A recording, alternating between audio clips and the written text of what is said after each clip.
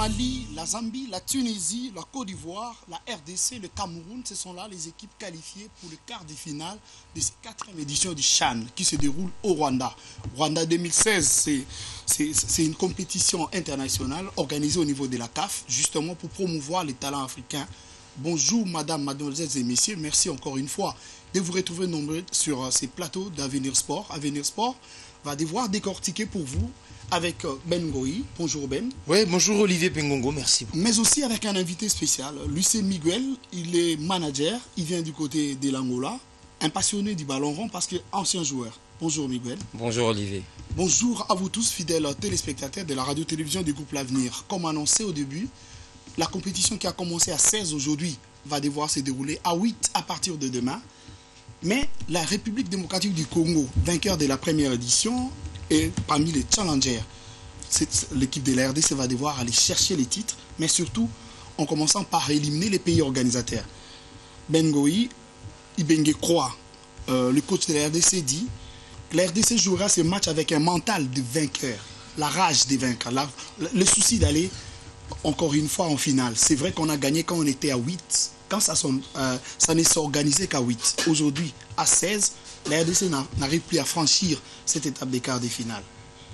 Comment voyez-vous les chances de cette équipe de Léopard? Merci bien Olivier Pengongo. Lors de la première édition jouée en Côte d'Ivoire, on a vu une République démocratique du Congo amenée par Santos Montoubilé qui est arrivé en finale après avoir été battu lors de la 3e journée par le Black Stars du Ghana 3-0 et la finale jouée face à la même sélection ghanéenne. La RDC a réussi à s'imposer. Les 2 dernières éditions, nous avons vu cette même équipe, enfin pas la même avec le même joueur, mais les Léopards de la RDC jouer le quart de finale. Vous venez de le dire tantôt, aujourd'hui la République démocratique du Congo a la meilleure attaque de cette compétition. 8 buts marqués en 3 sorties, ça nous fait une moyenne de 2,5 buts par match. Déjà, ça prouve à suffisance que dans cette rencontre, il y aura certainement les buts qui seront marqués. Et du côté du Rwanda, il y a cette attaque a eu à marquer 4 fois en 3 sorties, ça nous fait 1, quelque chose. Et quand on voit la philosophie, on voit la technicité, le tactique, la technique employée par les 2 coachs, mise en place par les 2 coachs, nous voyons que la République démocratique du Congo part favorite dans cette rencontre qui va opposer cette nation RDC face à la nation rwandaise, vu que les 2 nations ont perdu leur premier match après s'être qualifiées déjà en jouant 2 rencontres. La RDC qui nous sort 7 buts en 2 matchs, et puis la 2e équipe a joué la 3e rencontre sans enjeu. On était déjà qualifié. Le Rwanda a joué quasiment la même équipe, mais battu. Mais les Congolais n'ont pas cru en Bengue ou encore après la défaite contre les Camerounais. En fait, croire, c'est pas ce qui est permis à tout le monde. C'est une maladie qui n'atteint pas tout le monde, cette croyance-là. Parce que, vu aujourd'hui, c'est que Bengue a eu affaire avec cette sélection, ça nous sort 24 buts marqués en 8 matchs, sans pour autant compter les rencontres de cette compétition qui est le championnat d'Afrique des Nations. Ça prouve à suffisance que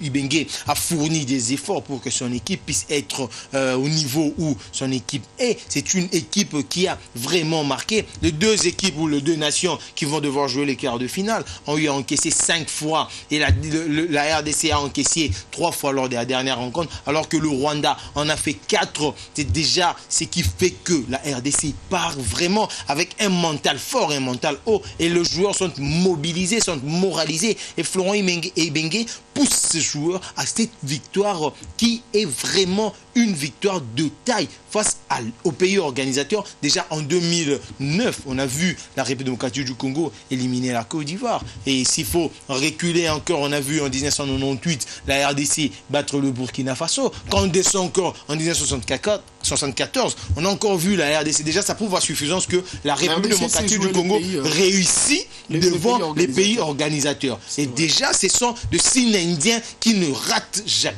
Voilà, donc là c'était une partie RDC. Mais avec Miguel, on va plutôt essayer de reculer un peu par rapport aux Angolais.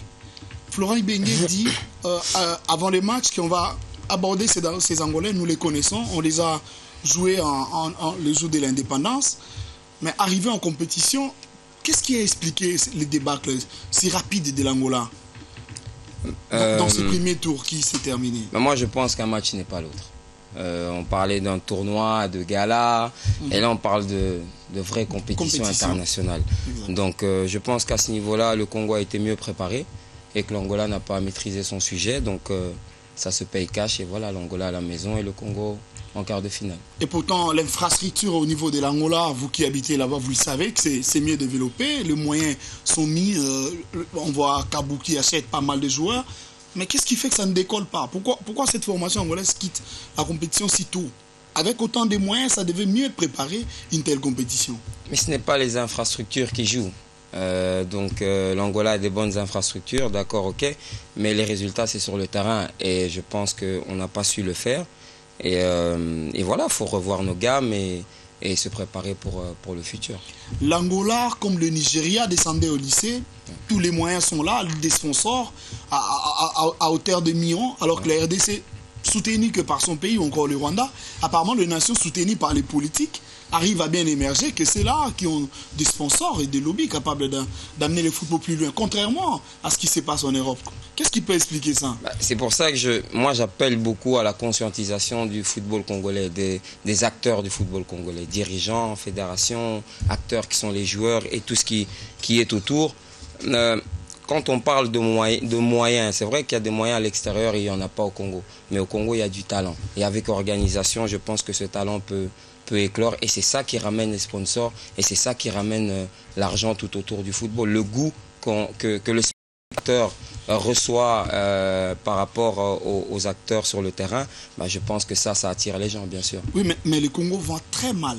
Le CHAN, justement parce qu'il faudrait qu'on en parle, c'est une compétition décidée en 2007 en Afrique du Sud pour promouvoir les talents africains. Toi, tu es un manager, tu en sais quelque chose par rapport aux talents africains, tu en vends pas mal, même des Congolais. Mais qu'est-ce qui va expliquer aujourd'hui qu'après autant de tournois, 4 participations, mais les RDC vont très mal? Makusu Mundele, qui a été détecté en Afrique du Sud, parti en vitesse à standard et vite revenir à la maison. Qu'est-ce qui explique ça? Finalement, cette compétition de promotion des talents, jusqu'à présent, la RDC n'a rien gagné dans ça. Moi, je pense qu'on est vite pressé de vendre. C'est ce que je dis, le business doit rester propre. On ne peut pas juste vendre un joueur pour que ça rapporte ou au club ou à l'agent. Il faut que ça rapporte à toutes les parties. Et il faut que l'image du football congolais soit bien vendue. Et je pense que c'est ce qui n'est pas bien fait. Quand un joueur comme Mundele, qui connaissait Mundele? Qui a encadré Mundele? Quel est l'avant Mundele, l'après Mundele et le pendant Mundele? Pourquoi on transmet Mundele entre les mains peut-être de quelqu'un, ou je ne sais pas, je ne connais pas son agent, ou je ne connais pas le mystère autour de Mundele pour qu'il fasse un boomerang entre l'Afrique et l'Europe? Et je pense que ce n'est pas le premier joueur dans ce cas-là. Et moi, j'appelle maintenant les gens à se conscientiser sur le jeune Luvumbu, de ne surtout pas faire la même erreur avec le jeune Luvumbu. Je m'adresse à Vita qui doit monter un cocon pour ce joueur, préparer ce joueur au défi. S'il doit rester encore une année, qu'il reste une année. C'est pas une année de perdu, c'est 5 années peut-être de gagner. Il a été déjà en test à Anderlecht, pour votre information. Et rien n'est rassuré qu'après les CHAN, il va devoir rentrer. Parce que c'est sûrement... C'est vrai que le Congo, à peine Luvumbu sur 23, pourrait peut-être partir, mais les restes, c'est ça les problèmes. Les gains de cette compétition, 4 participations, à chaque fois au minimum un quart de finale, mais on ne vend pas au niveau de la compétition. C'est un manque de collaboration, je pense, entre les agents, les joueurs et la fédération et les clubs. Je pense qu'il y a un tellement grand désaccord entre les parties que le résultat, il n'est pas bon à la fin, parce que tout le monde se tire dessus. Donc je pense que les acteurs du football qui sont les joueurs, les clubs qui dépensent l'argent, le joueur qui a le talent et les agents qui puissent s'occuper des joueurs doivent toujours prendre l'information par rapport à la FECOFA qui, je pense, qu'est l'arbitre meilleur pour pouvoir travailler avec un joueur pour le futur. Donc vous êtes en étroite collaboration avec la FECOFA pour bien vendre? Non, du tout. C'est une entité avec laquelle on a toujours affaire. Donc automatiquement, un transfert ne passe pas sans passer par la FECOFA. Donc moi, ma démarche à moi, c'est toujours d'abord passer par la FECOFA, savoir le cas du joueur, savoir son cas dans son club, et puis s'il y a lieu de négocier avec le club, on négocie avec le club. Maintenant, moi, je pense qu'il n'y a pas beaucoup de collaboration de la part des clubs. chacun doit connaître sa place dans le football. Les agents à leur place, les joueurs à leur place, les clubs à leur place. Les clubs ne sont pas des managers. Le manager peut faire un travail et le club attend que le manager fasse le travail et après le club devient le manager du joueur, veut vendre le joueur. Et je pense qu'il y a une mésentente là-dedans qu'il faut remédier et collaborer entre les agents, les joueurs et les clubs. Le Nigeria a été éliminé dans cette compétition alors qu'on croyait être peut-être l'équipe qui va devoir poser des problèmes à la RDC. C'est vrai que le Rwanda est un adversaire qu'on va devoir aborder dès demain déjà.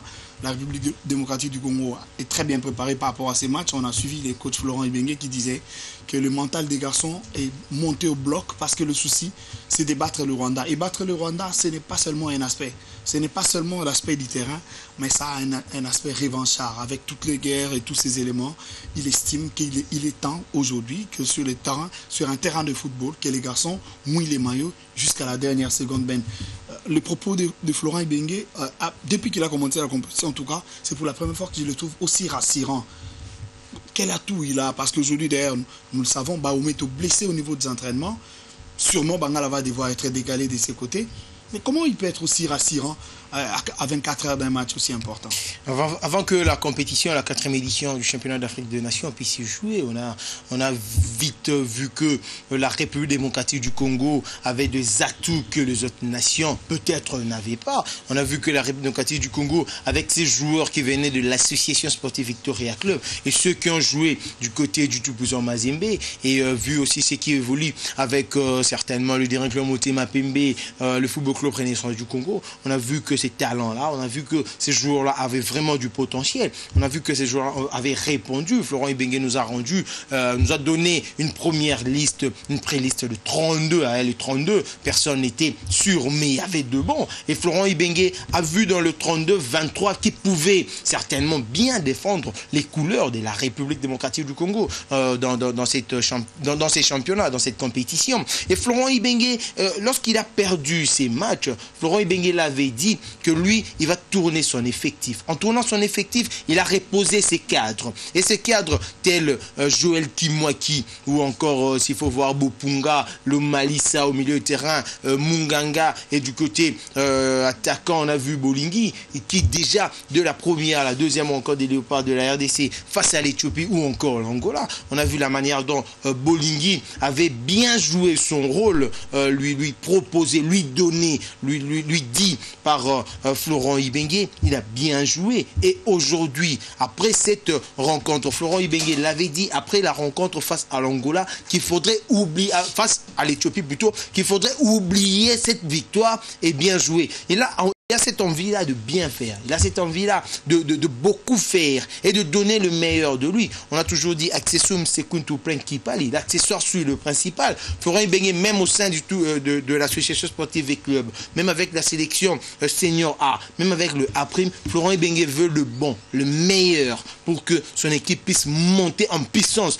On a vu cette équipe nous faire un but au terme de 41 premières minutes face à l'Éthiopie et puis une autre équipe qui a été montée par Florent Ibenge avec un changement à une virgule près, nous faire 3 buts au terme de 41 premières minutes. Il y a évolution et dans l'autre match on a fait 3-0 et dans le match qui a suivi face à l'Angola on a fait 4-2 et la deuxième période l'équipe a un peu cédé mais Florent Ibenge était toujours décidé et les objectifs poursuivis par Florent Ibenge, entre autres le carré d'As qui est le dernier carré, lui veut jouer le demi-finale. Il voit cette rencontre pas comme si c'était déjà remporté parce qu'on n'a pas encore joué. Il faut attendre de 90 minutes de la rencontre de demain face au Rwanda qui est devant son public, devant son président, dans son terrain et autres. Mais lui, il voit ce que peut donner ses joueurs et les joueurs sont mobilisés. C'est lui le premier homme. C'est lui l'homme, le capitaine en fait de cette sélection nationale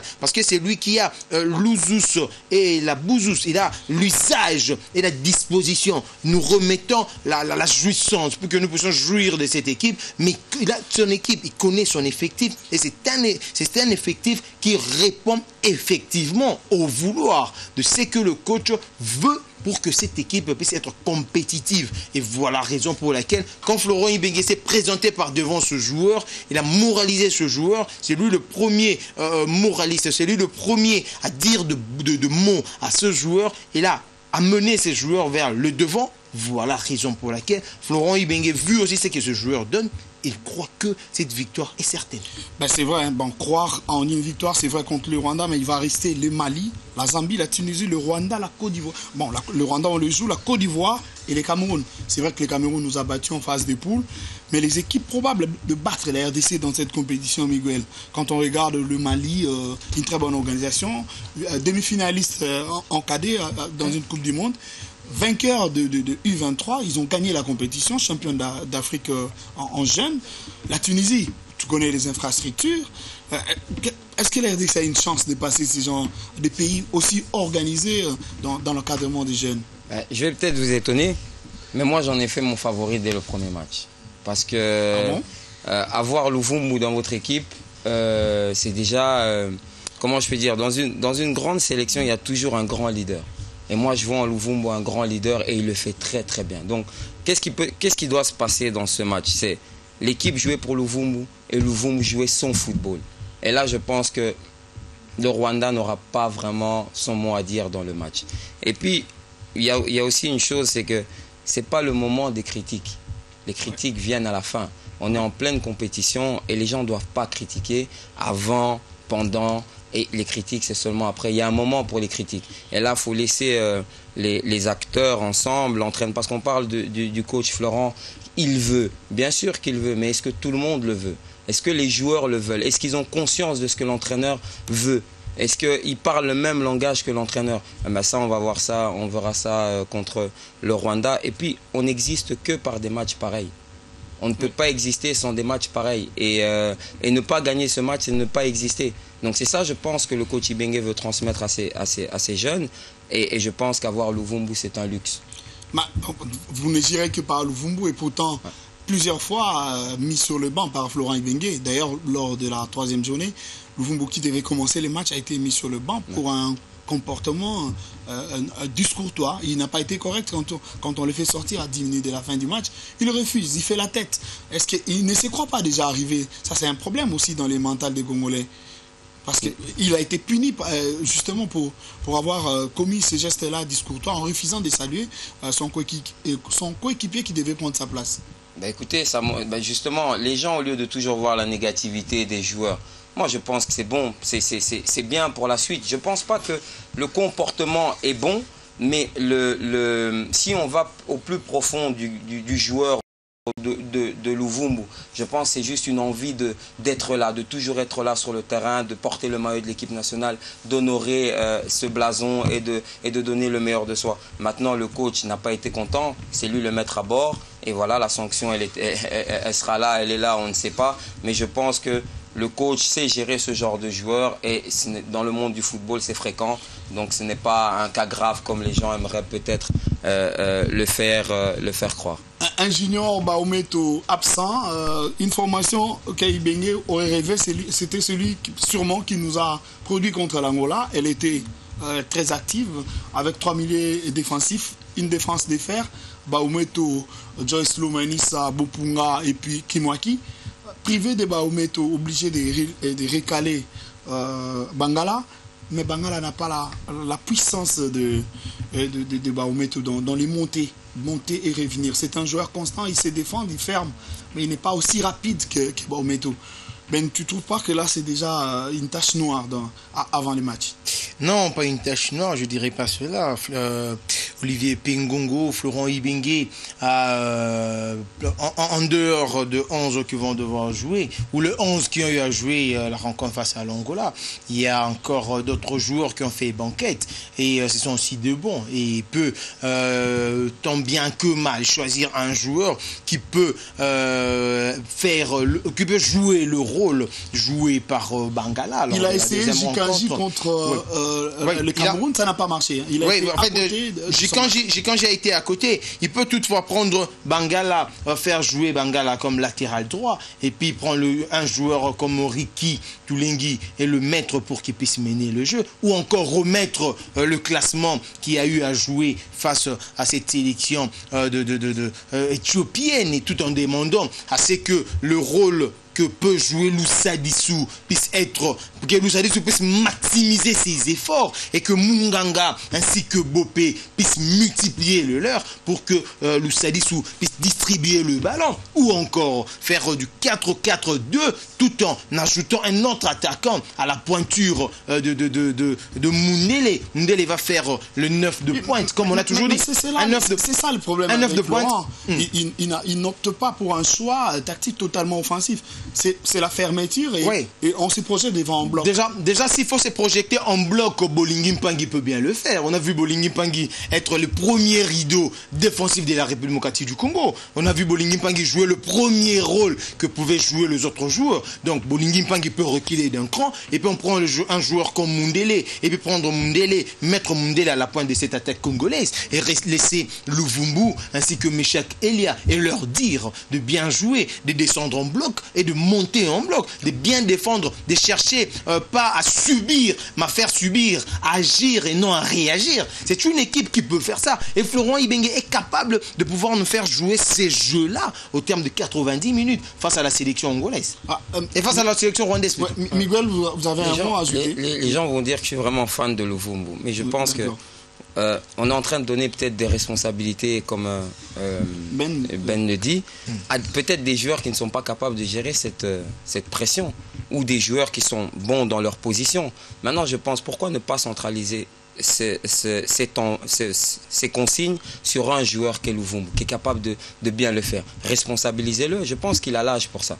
Il faut lui faire comprendre que c'est fini les gamineries, c'est fini les choses qui peuvent l'empêcher de faire une grande carrière, parce que moi je le vois faire une grande carrière, mais il faut vraiment directement le recadrer. Et il faut le responsabiliser maintenant. C'est dans des matchs comme ça qu'il faut lui dire que c'est la pièce maîtresse. Et tout le monde le sait dans ce groupe, que le vrai talent, c'est Luvumbu. Tout le monde le sait. Et il faut travailler pour lui. S'il faut aller dans ce sens-là, que Miguel, je peux dire que Florent Ibenge peut nous sortir un 4-3-3 avec un Luvumbu qui joue le rôle central. Bolingi. Au flanc de l'attaque, il y a Bolingi, Mundele, Meshak, et il y a Luvumbu en électron libre pour faire jouer les autres joueurs. Il peut bien le faire. Il peut bien jouer ce rôle-là, parce qu'il sait replier, il sait distribuer, il sait faire, il sait entrer, il sait percuter. Il a ces talents-là, il peut bien faire, il peut bien jouer. Est-ce que Luvumbu sait défendre?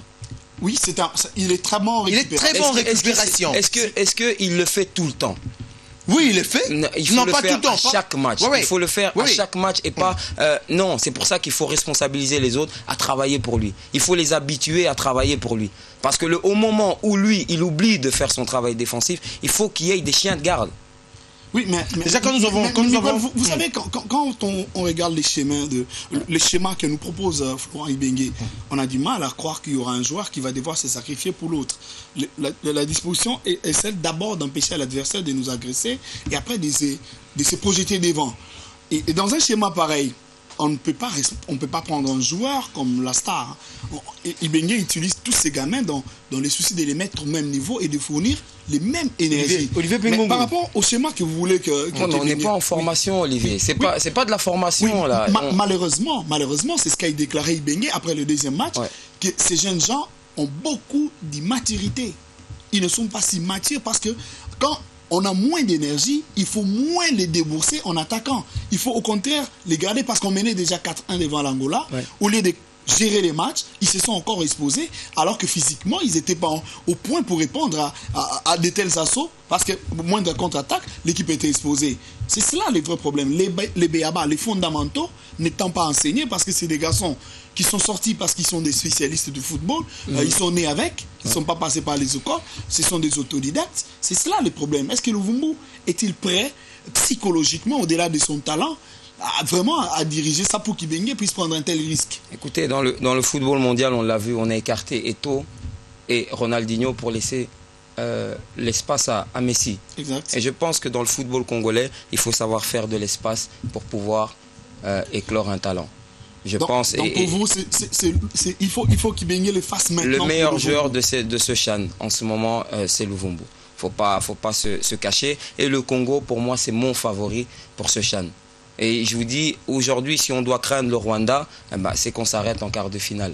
Mais maintenant, moi, je pense que c'est les gens qui en font un grand match. C'est les gens qui en font un grand derby. Parce que pour moi, le favori, c'est la RDC Congo. Oui, Olivier Bengongo, moi j'embrasse. Miguel est convaincu que la RDC est capable de remporter ce tournoi déjà dès le premier match. Direct, j'embrasse, c'est que Miguel est en train de dire, si vous prenez un joueur comme Mombo de MK, Mombo Lusala, oui. Le Mombo Lusala de MK, vous prenez le Mombo Lusala et vous lui demandez de jouer au milieu de terrain, il peut bien le faire. Oui. Et chercher à ce que vous jouez de Luvumbu dépendance, la Luvumbu dépendance, ça peut se faire. Et Florent Ibenge, c'est un technicien, un fin technicien, c'est un tacticien, il sait moraliser, il sait placer ce joueur. Il a tout le joueur, il a toutes les qualités pour que la République démocratique du Congo puisse faire mal dans ces compétitions, la 4e édition du championnat d'Afrique des Nations qui se joue. Elle fera mal peut-être au Rwanda parce qu'on a vu les insuffisances du côté rwandais et c'est une équipe qui joue avec beaucoup d'indiscipline tactique.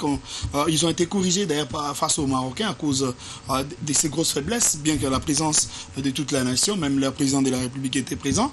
Mais après ça, il y a les Mali qui gagne quand même tout le tournoi des jeunes aujourd'hui en Afrique, très bien organisé, et ça se qualifie sans calcul aussi, un peu comme la RDC. On a aussi la Tunisie, des formations très bien organisées, bien préparées, par des entraîneurs de très haut niveau, de très haute facture même, de fois, avec plus d'expérience que Florent Ibenge. Miguel, à voir la RDC déjà prendre les titres, c'est comme si vous passez de toutes ces écoles de formation. Il y a deux choses. Il y en a une par rapport au coach Ibenge et il y en a une par rapport à la nation du football congolaise. Il faut se conscientiser. Il faut réellement prendre conscience du potentiel. Et il ne faut pas toujours attendre que l'extérieur vienne dire qu'au Congo, il y a du talent. Au Congo, mais comment éclore ce talent? Et moi, je pense que aujourd'hui, sur le plan continental, le Congo doit faire parler de son blason. Et aujourd'hui, si on a la Côte d'Ivoire qui est craint si on a le Cameroun qui est craint, c'est par rapport aux résultats. Et le Congo doit les faire, ces résultats, pour exister. Et le Congo a tout pour gagner la Tunisie, pour gagner le Mali, parce que je ne vois pas quelle équipe pourrait faire peur au Congo avec une équipe compacte que j'ai vue, avec une équipe disciplinée que j'ai vue et avec bien sûr un Luvumbu en forme. Bon, vous le direz que par Luvumbu et pourtant il y a Meshak aussi qui a été très bon. Il a été déjà élu une fois meilleur joueur du côté de la RDC. L'ailier droit de la RDC, il est très bon. C'est un garçon venant de Don Bosco. Il a arraché sa place avec sueur. Il a démontré à Florent Ibenge qu'il méritait bel et bien sa place. Je crois que pourquoi ne pas croire aussi aux autres? C'est vrai que Luvumbu, c'est un talent connu, mais le problème avec lui, il fait des mouvements sinusoïdales. Il est en montée et puis il redescend. Il va vous faire 3 grands matchs et puis le lendemain, il vous fait un très mauvais match. Flop total. Vous ne croyez pas que c'est une grosse faiblesse? Quand on veut rester longtemps, vous savez, dernièrement, on parlait comparativement, par exemple, des garçons comme Cristiano Ronaldo, qui vous fait 2 ans sans blessure, sans connaître du pépin, présent et omniprésent à chaque niveau. Mais Luvumbu, il est en mouvement sinusoïdal. Ce n'est pas une faiblesse. Mais est-ce que vous savez le travail de fond qui est fait autour de ce garçon, de Cristiano Ronaldo? Est-ce que c'est le même contour qu'il y a autour de Luvumbu? Il y a un suivi et Luvumbu doit être rapidement suivi. Combien de psychologues suivent Cristiano Ronaldo? Combien de médecins suivent Cristiano Ronaldo? Combien de médecins suivent Luvumbu? Quel est l'encadrement de Luvumbu en dehors du terrain? Et ça, il faut rapidement que les gens puissent... Ou sinon, vous allez le perdre. Il faut rapidement faire un cocon à Luvumbu et le conscientiser parce que je vous garantis que ce garçon, dans un bon environnement, vous avez une étoile. Il a échoué dans un test à la Gantoise. Il n'a pas convaincu. Il est rentré parce qu'il faudrait qu'il hausse son niveau de jeu. Si on donnait Luvumbu à Miguel, que va-t-il faire de ces garçons finalement tant appréciés? Parce que déjà, il échoue à la Gantoise. Tu en sais mieux que moi, que c'est un club très sérieux, très bien organisé. Jouant d'ailleurs la Ligue des Champions d'Allemagne, ils n'ont pas été battus par les Lyonnais en aller comme retour. Donc c'est une formation capable de résister aux assauts des grandes formations. Donc il faut beaucoup de discipline. On vous donne aujourd'hui le Vumbu, Miguel. Qu'est-ce que vous en faites? Écoutez, la première chose d'abord, c'est de comprendre ce garçon, de vivre avec lui au quotidien, d'aller vers sa famille et voir réellement qui est Luvumbu. Parce que Luvumbu, ce n'est pas le joueur du Vita. Luvumbu, c'est un joueur de Vita, mais avant d'arriver aux entraînements, il a une vie. Et de le comprendre. Et ce genre de joueur, il faut toucher dans son orgueil et au plus profond de lui. Et surtout, céder à ses caprices quand il faut et endurcir quand il faut. Et je pense que c'est un travail et je ne pense pas que c'était le bon club pour que Luvumbu aille. Est-ce que Luvumbu a eu une réelle formation? Vous ne pouvez pas arriver à la Gantoise et gagner des millions du jour au lendemain. Et d'abord, un Luvumbu, quand il part d'ici, il ne peut pas aller en test.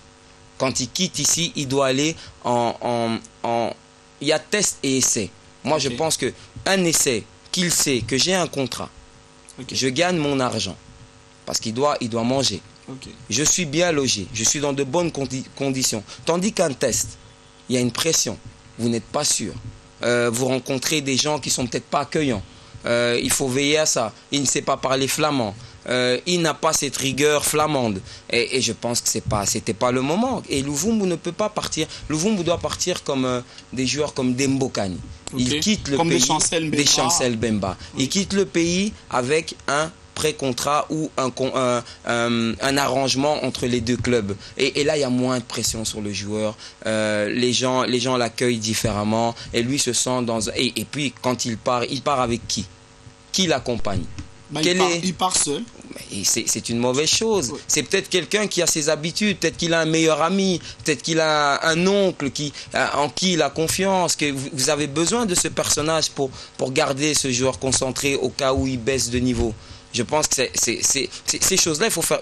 On n'a pas l'impression que c'est important, mais lui, peut-être qu'il a besoin de sa PlayStation dans ses valises. Est-ce qu'il l'avait prise avec lui? Oui, mais attendez, quand vous essayez de dire ça, ça expliquerait le pourquoi on joue un championnat africain comme ça. Après le tournoi, le Nigeria a été éliminé au premier tour, mais au moins 5 joueurs seront vendus. Ouais. La RDC va terminer le tournoi en ne vendant aucun joueur et peut-être même ramener les titres. Est-ce là le problème des managers? Écoutez, c'est ce que j'ai dit, il faut collaborer. Il faut collaborer aussi avec les bonnes personnes. Parce qu'aujourd'hui, autour du football, vu qu'il y a de l'argent, il y a des pseudo-managers, il y a des pseudo-dirigeants, il y a des pseudo-joueurs, parce que les joueurs aussi doivent être très honnêtes. Ils doivent comprendre qu'une parole est très, très importante pour leur carrière. Et puis ils doivent se dire qu'après une carrière, il y a une vie. Et tout ce qu'on fait pendant la carrière nous suit après notre carrière. Et ils doivent aussi se conscientiser par rapport à ça. Mais maintenant, je pense que du fait qu'il n'y a pas collaboration club, fédération et joueurs et agents, je pense que c'est pour ça qu'on ne vend pas. On pourrait aussi vendre si tout le monde s'asseyait sur une table et si tout le monde parlait le même langage. Et il faut laisser le football aux amoureux du football et aux gens qui vivent à travers le football. Il ne faut pas mélanger tout le monde dans le football. Oui, mais qu'est-ce qui explique par exemple les dégringolades de Roum? Quitter SN Bruxelles, il vient à l'Angola, il repart à Bruxelles et puis se retrouve dans une division inférieure en RDC. Tu as été parmi ceux-là qui ont travaillé à ses côtés. Il y a deux choses qu'il faut bien comprendre dans le dossier de Roum. Oui. Moi, je n'ai été qu'un intermédiaire. Roum avait un manager à ce moment-là. Ok. Et moi, je n'étais pas censé gérer la carrière de Roum. J'étais censé prendre Roum et l'emmener en Angola. Oui. Pendant la négociation et durant la négociation, j'étais l'intermédiaire. Après la négociation, il y a un agent qui doit s'occuper de Roum. Et ce n'est pas moi. Croyez-vous qu'il a encore le potentiel de jouer le haut niveau? Ou il est déjà fin carrière? Tout dépend de lui. Ça ne dépend pas de vous ou de moi. Vous êtes un observateur. Vous vivez dans les milliers de joueurs. Ouais. Pour avoir été d'abord un joueur. Est-ce que vous croyez que c'est possible qu'il puisse rebondir dans le haut niveau? Vu l'âge et tout ce qui entoure. Depuis son dernier match en Angola, je ne l'ai plus vu rejouer.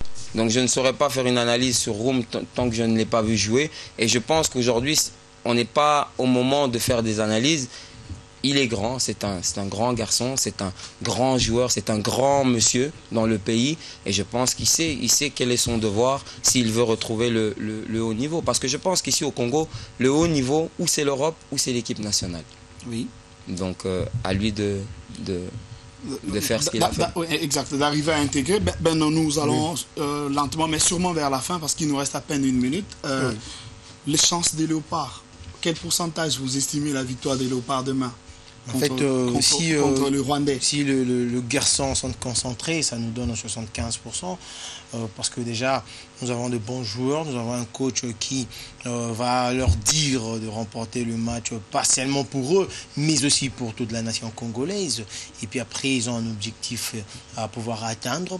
Et les autres là ont certainement 25% vu leur population et autres, mais s'ils ne sont pas concentrés, ça nous donnera du 50-50, 50-50, et il faut attendre la séance fatidique des tirs au but, et ça va être difficile si et seulement si on était concentré pour remporter, et puis après, ça n'allait pas dans le sens où nous étions concentrés. Merci Ben. Un prophète a annoncé la victoire des Léopards finale. Ils vont ramener les titres. On va devoir balancer les images de ce prophète demain. Donc, merci beaucoup à vous tous qui nous avez suivis. On se retrouve demain 14h pour le match Léopard de la RDC contre les Amavubi du Rwanda. Merci beaucoup d'avoir été nombreux devant vos postes téléviseurs.